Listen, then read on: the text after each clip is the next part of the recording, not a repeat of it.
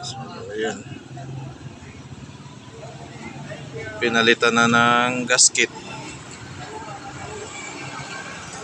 Tapos na oil seal siya sa clutch.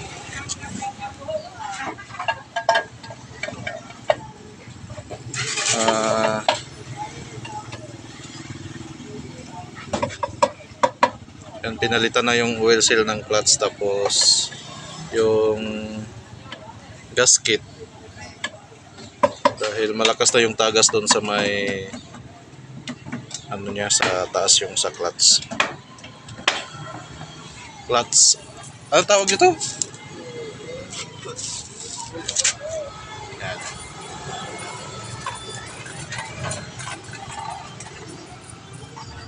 Dito tayo nagpagawa. So palengke na yan.